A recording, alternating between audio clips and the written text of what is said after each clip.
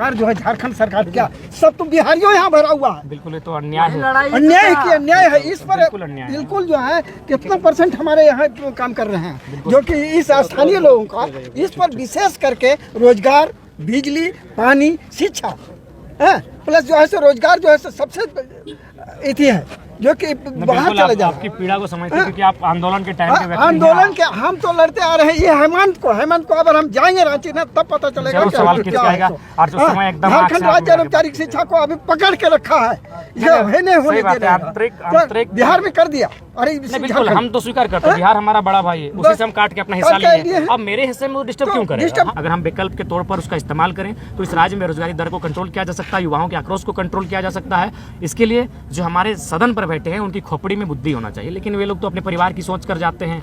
किस प्रकार कहाँ मॉल खरीदना है, कहाँ सोने का जेवर खरीदना है, कहाँ महंगी ऑडी खरीदनी है, कहाँ BMW खरीदनी है। अब इन पर प्रतिबंध लगेगा और एक नए सोच, नई पैटर्न के साथ नए नेता चुनकर जाएंगे। फोकस 2024 पर है, वहाँ हम लोग पूरी तरह से एक कायाकल्प करने की चेष्टा करेंगे, व्यवस्था में बदलाव लाने की चेष्टा करेंगे। उसके लिए हम लोग अभी से तैयार कर रहे हैं कि गुणवत्तापूर्ण और साहसी युवा जो करप्शन का सामना करने के साथ मजबूती के साथ लड़े, ऐसे युवा चुनकर जाएं ताकि हमारा रास्ता और राह आसान हो सके। बताया जा रहा है कि जयराम महतो बीजेपी का दूत है, इस संबंध में क्या कहना चाहेंगे? देखिए, आज आपके सामने कहते हैं बीजेपी के फुल फॉर्म होता है भारतीय जनता पार्टी, और जो लोग कह रहे हैं उनको कहिएगा कि अपनी आंखों को खंगाले।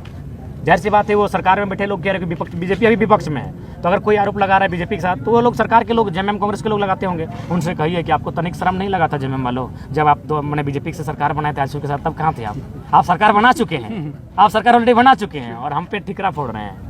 और दूसरी बात, लोग आरोप भी लगाते थे कंटिन्यू कि ये जाति का आंदोलन है, तो आज हम पूरे विश्वास के साथ पुनः कह सकते हैं मीडिया के लोकतंत्र के चौथे स्तंभ के माध्यम से, आज हम कोडरमा अवरग राजधानी में है और यहाँ कुर्मियों की संख्या नहीं है।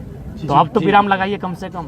कुल मिलाकर हम लोग एक ऐसी नीति को अनुपालन करेंगे जो इंसान इंसान में भेद ना करे, जो किसी एक व्यक्ति को अरबपति और उसी क्षण किसी को शून्य पे लाके ना खड़ा करे। और मेरा मानना है कि गवर्नमेंट जब किसान के खेतों को जबरन छीन के लेती है तो कभी कभी एक नियम ऐसा बनाइए कि अरबपतियों को कंट्रोल करे कि आपको अरब रुपया से एक भी बाहर होगा तो वो गवर्नमेंट को होगा। ये पॉलिसी बनाइए, मुझे लगता है देश में बहुत सुधार होगा। हालांकि सुनने में मजाकिया लगता है, लेकिन मुझे लगता है इस प्रकार की नीति अमीरों के लिए भी बने। जब भी कोई आज IAS IPS इतने करप्टेड हैं तो उसके लिए एक विशेष अदालत होनी चाहिए, एक विशेष होना चाहिए जो तुरंत उसको बर्खास्त करे, तुरंत उसकी नौकरी ले और जितना पैसा उसने गबन किया है सारा उसका सूद समेत पाइप लौटा ले, तब उसमें डर होगा।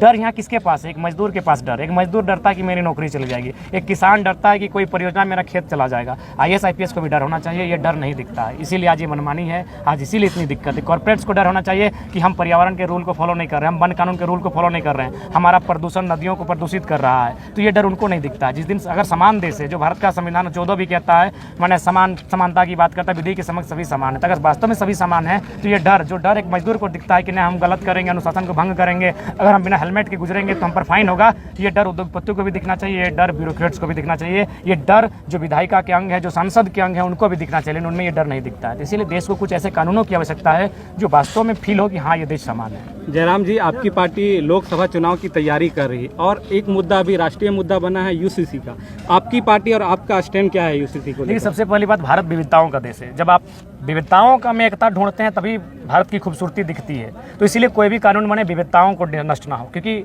भारत देश में एक बोली नहीं है, एक भाषा नहीं है, एक धर्म नहीं है, एक भगवान नहीं है, एक खाना नहीं है, एक भोजन नहीं है, एक गीत नहीं है, एक संगीत नहीं है। अतः भारत को जबरन एक मत किया जाए, जबरन एक होगा ही नहीं। अब मान के चलिए कोई लाल दिखता है, कोई हरा दिखता है, कोई पीला दिखता है, अगर पूरा भारत को एक करना चाहें तो बाकी दो को अलग पेंट में पेंटिंग करना होगा। जब उसको अलग पेंट से पेंटिंग करते हैं उसकी जो आइडेंटिटी वो खत्म हो जाती है। तो ठीक उसी प्रकार पूरे भारत को एक करने के चक्कर में, जो कि पॉसिबल नहीं है, आइडेंटिटी खत्म भी कीजिए। बाकी समझौता, जिस प्रकार सम्राट अशोक ने समझौता किया था, गुप्त साम्राज्य ने समझौता किया था, तमाम राजा राजवाड़ों ने समझौता के साथ इस देश को चलाया है, उत्तर भारत को, दक्षिण भारत को, भारत की संस्कृति समझौता के साथ चली है, तो एक ऐसी व्यवस्था होनी चाहिए जहाँ किसी पर थोपे जैसा कानून ना हो। झारखंड लाइव की और वीडियोस को देखने के लिए चैनल को सब्सक्राइब करें और सीधे नोटिफिकेशन पाने के लिए बेल आइकन दबाएं।